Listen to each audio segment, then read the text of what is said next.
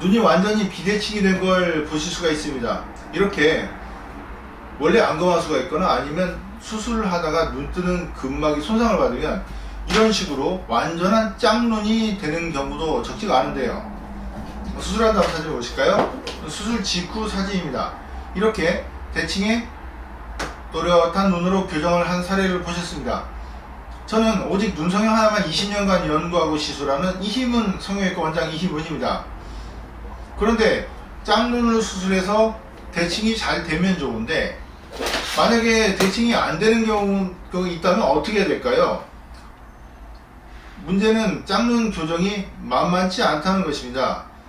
상당한 노하우가 필요합니다. 왜냐하면 만약에 이런 경우에 오른쪽만 더 떠지게 한다면 왼쪽 눈이 오른쪽 떠진 만큼 살짝 내려오기 때문에 대개는 한쪽만 수술해서 마치기가 어렵고요.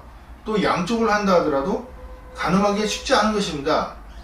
저는 20년간 오직 눈 성형 하나만 수술하면서 피나는 연구와 노력과 경험으로 거의 0.5mm 이내의 오차로 교정을 하고 있습니다. 우리가 눈이 떠지는 정도가 만약에 1mm 이상 차이가 나면요, 제가 보기에는 틀려 보입니다.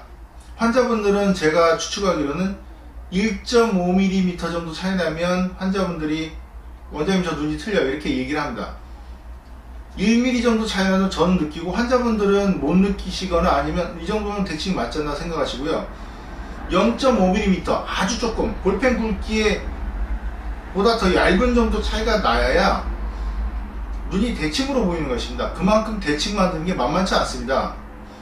0.5mm면 볼펜 굵기의 70% 정도? 그 정도 보시면 됩니다. 즉 눈으로 식별되기 어려운 정도인데요, 그 정도 틀린 것도 눈에 띄는 것입니다.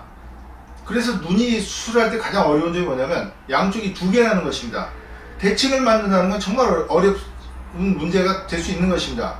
코는 하나이기 때문에 자기 생각보다 1mm가 높거나 2mm가 높거나 좀 낮아도 아무 문제가 없습니다. 눈은 다르면 바로 재수술의 원인이 되기 때문에 대칭이 아주 중요한 것입니다.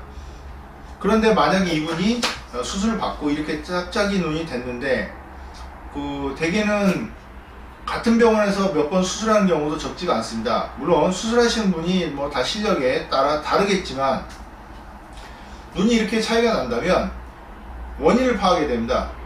자, 수술했더니 오른눈이 이렇게 차이가 납니다. 그러면 수술하신 의사분은 이게 왜 그런지를 자기가 정확히 알아야지 재수술을 할 수 있는 것인데, 그냥 한 번 더 믿고 해보자 하고 수술을 받은 경우에 더 짝짝이가 되는 경우가 있습니다. 물론 제가 좀 자화자찬 같아서 좀 죄송합니다만 그만큼 비대칭이 되면 대칭을 만들기 위해서는 정확한 원인을 알아야 되는 것입니다. 그리고 그걸 고칠 수 있는 노하우가 필요한 것입니다.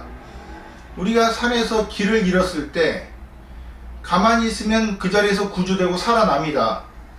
그런데 길을 잃었다고 해서 길을 찾기 위해서 돌아다니다 보면 점점 깊은 산중으로 들어가서 고립이 되고 그 누구에게도 발견이 안 되는 경우가 있을 수 있는 것입니다. 그만큼 쌍꺼풀 재수술 시 대칭의 문제는 간단한 문제가 아닌 것입니다. 자, 이렇게 수술 결과를 보셨습니다. 감사합니다.